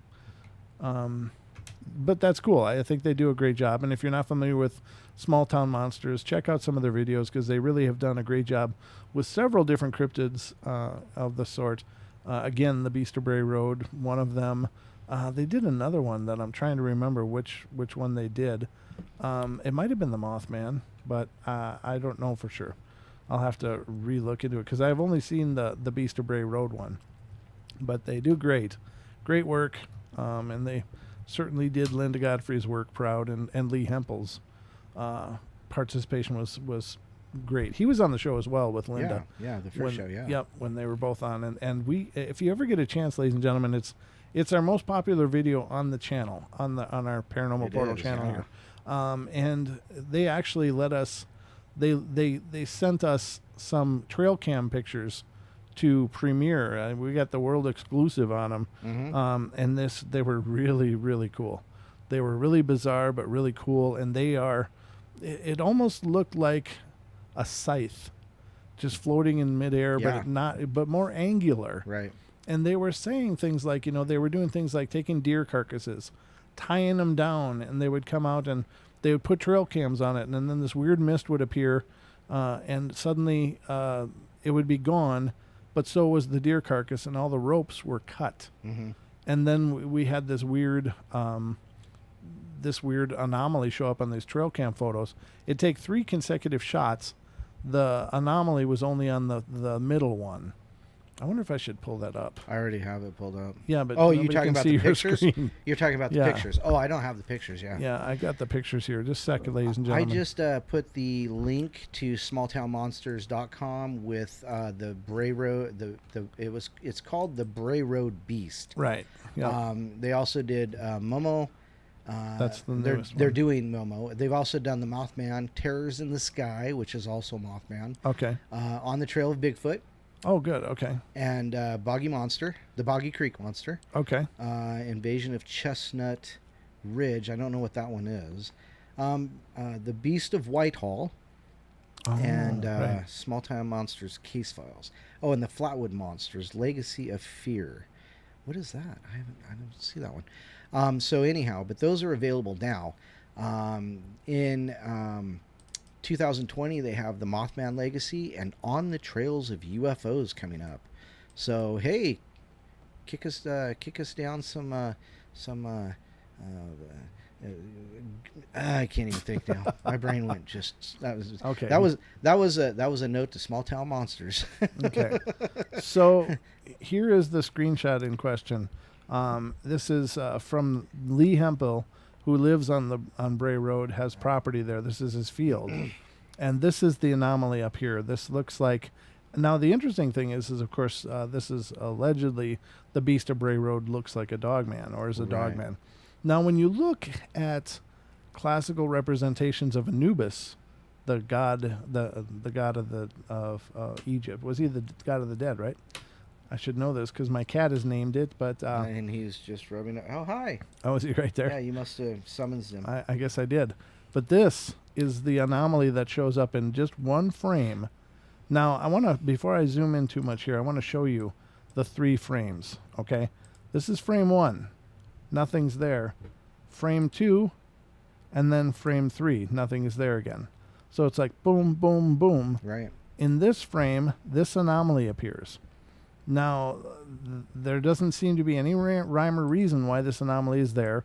It's been reviewed by Moultrie, who makes the camera, and they don't have an explanation for why it would appear in that one frame. It doesn't match anything. But if you look at this object, it has 3-dimensional qualities. It has shading. It has... Yeah. I mean, it's not like it's just a flat little anomaly. It appears to have dimension. It appears to show where the light is hitting it and where there's shadow. I mean, it looks like what might be a scythe or some kind of cutting instrument. Stylized, yeah. Yeah, more stylized, more, gothic, I guess. But again, what struck me odd, and I talked about this on a show many months back, how it just occurred to me. I was looking at representations of Anubis, and he's carrying a tool like this, except it's more of a crescent than a point. But it is like a cutting tool that was a classic sword from ancient Egypt. And so, very, very cool. But, I was really proud to have the opportunity to debut this. And back when Linda was on the show, we were really very small. Mm-hmm. So I was really honored to have her on the show in the first place. But the fact that she let us showcase this, God, that was awesome. it was just amazing. Now, let me pull up a photo of Anubis just for the sake of this discussion. I'll put it up when I find what I'm looking for. I'm looking at him. Yeah, you're looking at it, but Yeah. unfortunately we can't share what you're seeing. Yeah, unfortunate. Let me see if I can find a Maybe representation like this. That one's not bad. Okay, I'll pull this over. Here are some representations of Anubis, but if you look at this one particularly, it's very small, but look at this tool that he's holding. And Anubis, of course, is the dog-faced god of ancient Egypt. He's holding something that's, although it's quite a different shape, this is just an artist's rendition, but it is like a scythe-like instrument.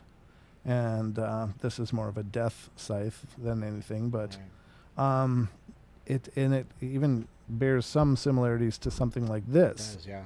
But if you look at the trail cam photo, I'm gonna look for more of a better angle of that scythe-like instrument, because I just saw it and I went, oh my God, that's very similar to what appeared in the trail cam. So Beast of Bray Road depicted, or is the legend is that they have a dogman type creature there. He is very elusive, comes and goes, has been known to disappear out of midair, or in the research that Lee has done, they have a mist and then the carcass is gone. So something really mystical is going on there as well. Here, this sketch kind of shows kind of a cool representation of that. Yeah. So this is kind of what I was talking about, ladies and gentlemen. Now, when you look at this tool, you can see there's a head here. This is like a rim, and then this is like a shaft. And then you've got the head of the instrument, whatever it is. So I don't know if we're right or not. We did mention to Lee during the show that, maybe this is a picture of what was cutting their ropes, like a scythe. And he went, oh, so he at least, entertained the idea. I don't know if they believed that could be it or not, but I'm really kind of convinced, because you've got a dogman known to be in the area. What if they're more advanced than just these creatures running through the woods? Well, think of Stargate. Right, exactly. Yeah. Stargate, yeah. Right. So, just some curiosity, ladies and gentlemen. But that was eventually made into the Bray Road Beast by Small Town Monsters, and they did not have this photo on there. They did showcase many of Lee's trail camera pictures, but they did not have that one. So, right. I don't know. Just some thoughts. Crazy. I like throwing that stuff out there, because I'm telling you, when it's the paranormal, ladies and gentlemen, there is nothing that isn't possible. So, the Bunny Man. Right. So, tell us about the Bunny Man, Don. So, these are just short ones. They're just to get you.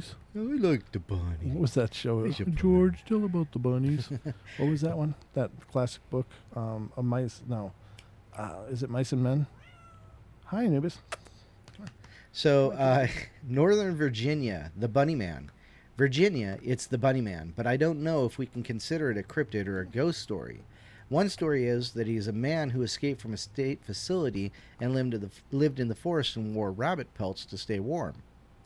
The other is the same, except the experiment gone horribly wrong, like all good cryptid tales, at the facility, and he becomes half man, half bunny. No, that sounds more like, urban Darko. legend. Yeah, Donnie Darko. God, that movie was great. That sounds more like, urban legend kind of thing. Yeah, and this guy he lives in. Sounds like Mick Dodge. Elaine says, "Time for stew." Time for stew. She does a bunny emoticon. I want some. So yeah, that one's eh. That one's not. That's it? Yeah, that's all it says. Yeah. Oh, okay. So the Rougarou, of course, this one's in Louisiana, down in Lady Death's area. Rougarou, yeah. Here in Louisiana, the local cryptid is called the Rougarou, which has many spellings and derivatives from the French loup-garou, which literally means werewolf. Although relatively common across the French-speaking world, like so many things, it appears to have gained particular prominence in the swamps of Louisiana. Louisiana? Yeah. So there you go. Yeah, the Rougarou. Now, that's another one that the descriptions vary an awful lot. Mm-hmm. To being a lizard-like guy, to being more of a wolf man type of thing. Right, yeah. To, there's so many different descriptions coming around about what a Rougarou potentially is. Right. I've heard so many through the years, and I don't know what to think it is, actually. But I've heard that it's more of a possessing spirit, kind of like a Wendigo kind of thing, as well. So it's hard to say. Yeah, absolutely. Yeah. The Goat Man. Ooh, I've heard of that before. Prince George's Country, Maryland. A lover's lane type cryptid that reportedly attacks parked cars with an axe. This is a new one. An escaped experiment from the local USDA or University of Maryland laboratories. Okay, this we've heard of the Goat Man before, but this is definitely something new I haven't heard of. Okay. So I give that a thumbs down. Thumbs down? Yeah, thumbs down. Oh, I thought That particular I one. thought we were going for originality score. Oh, originality. A goat man, a half goat that attacks lovers in their cars with an axe. That actually sounds like a good movie. Yeah, it does actually.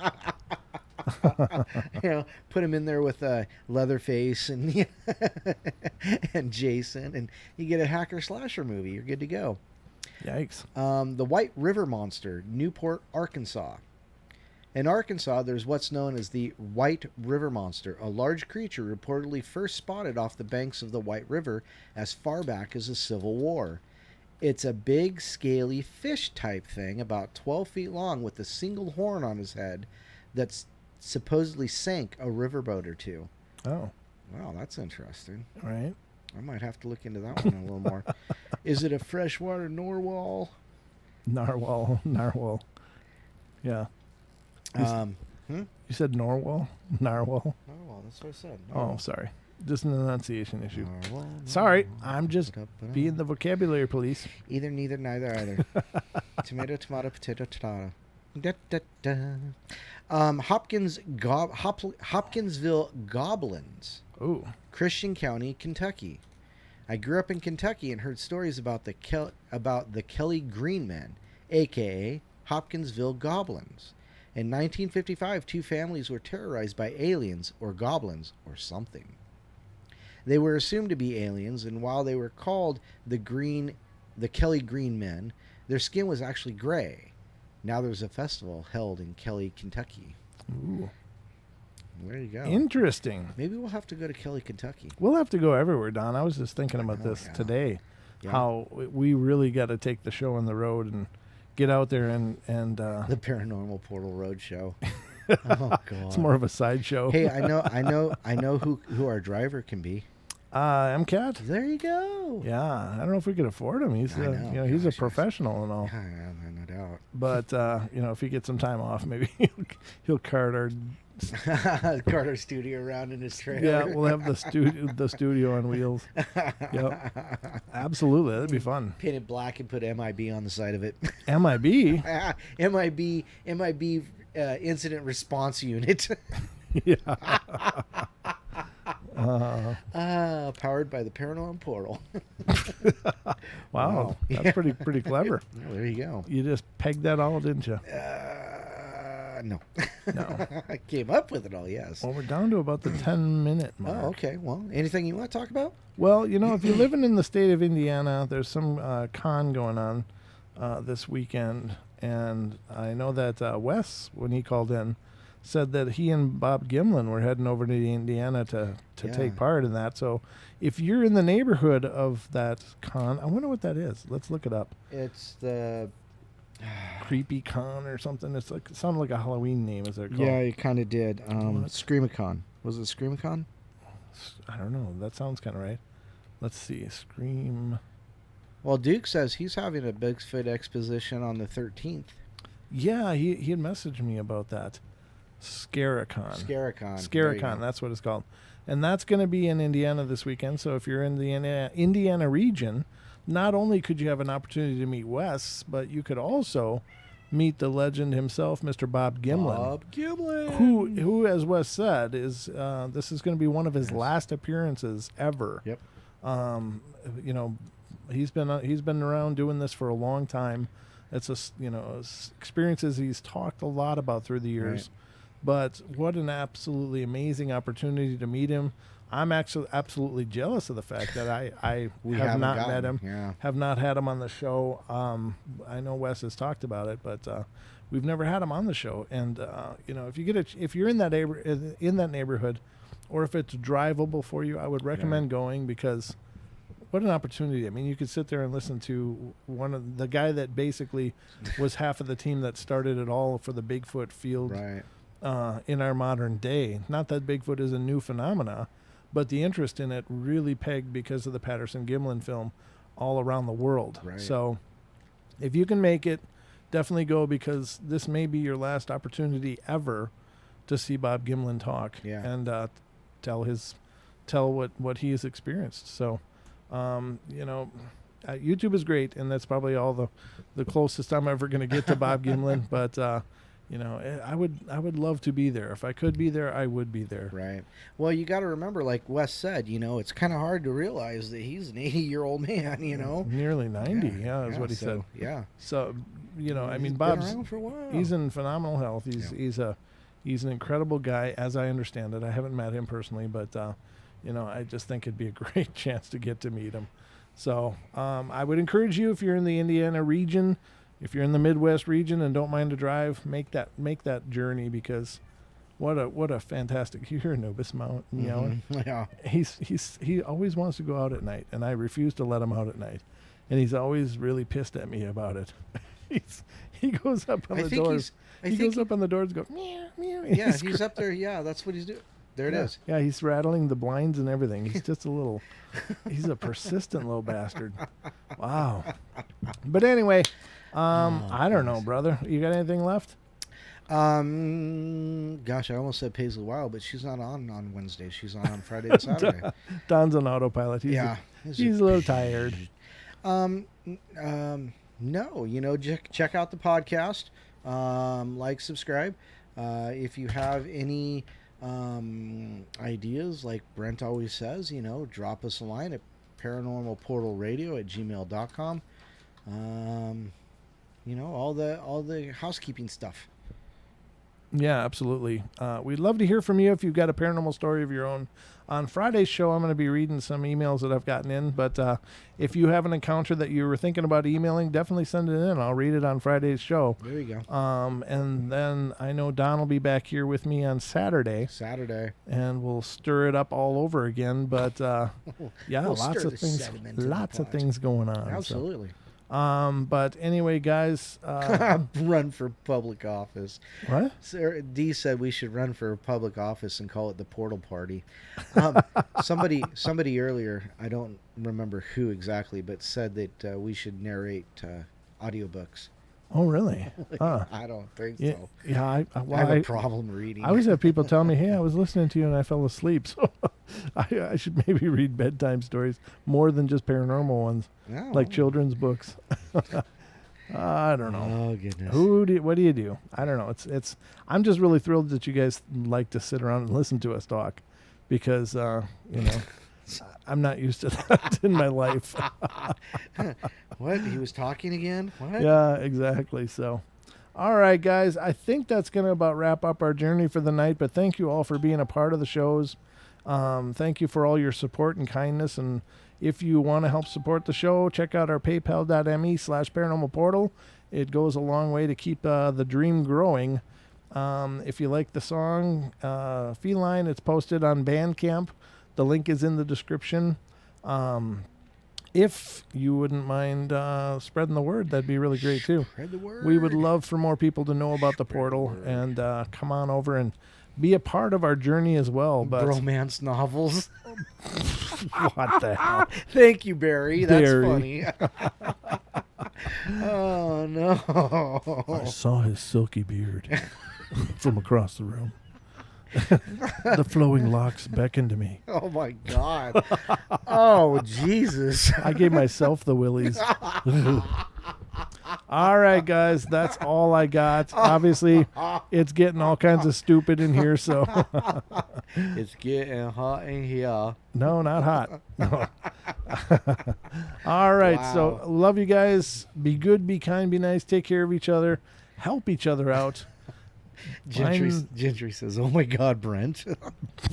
I'm just saying. I was just ad-libbing. I was going with the flow, see where it went. Just found out it went to a real ugly place, and I stopped. No offense, Don, but you're just not my type at all. You don't like the gray, do you? Yeah, I mean, if you colored that thing, maybe we could work something out. And you had a really big fat bank account. Some glitter beard. Yeah, no, you couldn't put enough glitter in that beard to make it handsome to me. But I love you all the same, brother. Find the magic in every day, and remember to laugh as much as you can, everybody. We love you guys. I'll be back tomorrow night with some bedtime stories, and then I'll be back for the Friday show, and Don will be back on Saturday with me. And we'll tear it up. That's a promise. The beard. All right, guys. Love you guys. Have a great night, and have a great rest of your week. Hope to see you tomorrow night on the bedtime stories. Good night. Good night, everybody. Good night.